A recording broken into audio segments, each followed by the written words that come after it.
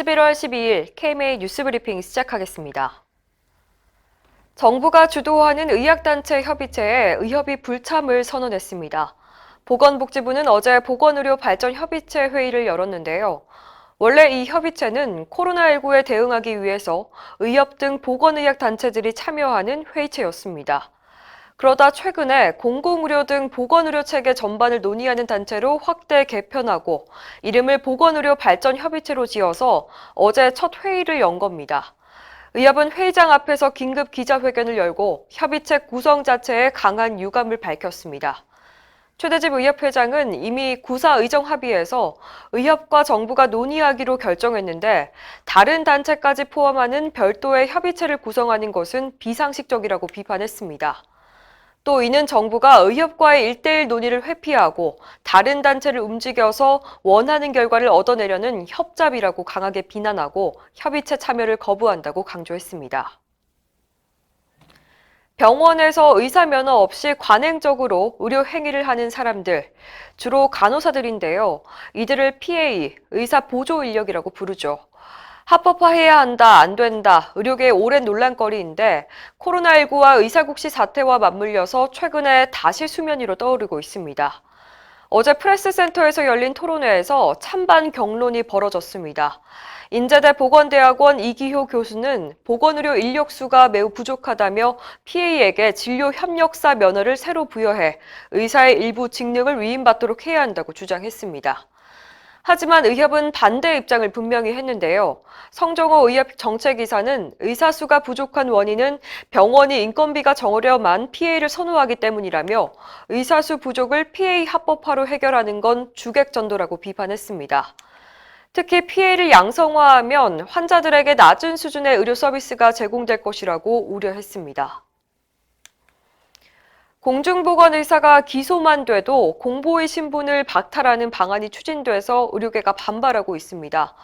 더불어민주당 권칠승 의원이 발의한 농어촌 보건의료 특별조치법 개정안인데요. 공보의가 형사사건으로 기소되면 신분을 박탈하도록 규정했습니다. 이에 대해서 의협은 고의성이나 과실, 직무 관련성과 상관없이 형사 기소된 사실만으로 신분을 박탈하는 건 무죄 추정 원칙에 반한다고 지적했습니다. 또 공보의 신분의 특성상 방어진료와 소극진료를 초래해서 의료 취약지 주민들에게 피해가 돌아갈 것이라고 우려했습니다.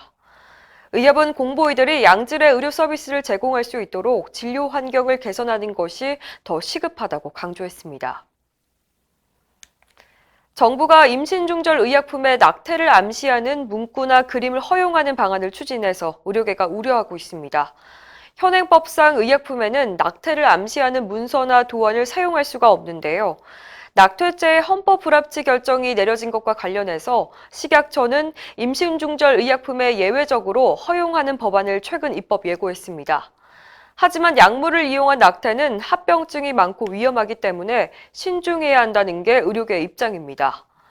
홍순철 고려의대 산부인과 교수는 약물을 이용한 낙태 시도자의 70% 이상이 출혈과 같은 합병증을 일으켰다는 보고가 있다며 약물 낙태는 위험한 과정이어서 도입에 신중해야 한다고 지적했습니다. 의료계는 낙태 약물은 의약분업 예외 약품으로 지정해서 반드시 산부인과 전문의에게서 진료를 받고 사용해야 한다는 입장입니다. 코로나19 최전선에서 고군분투하는 지방의료원의 경영난이 심각합니다. 격리치료가 필요한 감염병 환자를 전담하다 보니까 수입이 크게 줄었기 때문인데요. 순천의료원의 경우에는 올해만 10억 원가량 적자가 예상되고 있습니다. 전남 서남권을 맡고 있는 강진의료원은 지난 5월부터 직원 임금조차 주지 못하고 있습니다. 전라남도 차원에서 긴급 지원을 하고 있지만 예산이 턱없이 부족해서 정부의 지원이 필요하다는 목소리가 나오고 있습니다. 지역 공공의료와 감염병 대응 역할을 하고 있는 지방의료원 운영이 지속될 수 있도록 정부 차원의 현실적인 대책 마련이 시급해 보입니다. 이상으로 뉴스브리핑을 마칩니다. 자세한 사항은 의협신문을 참고하시길 바랍니다.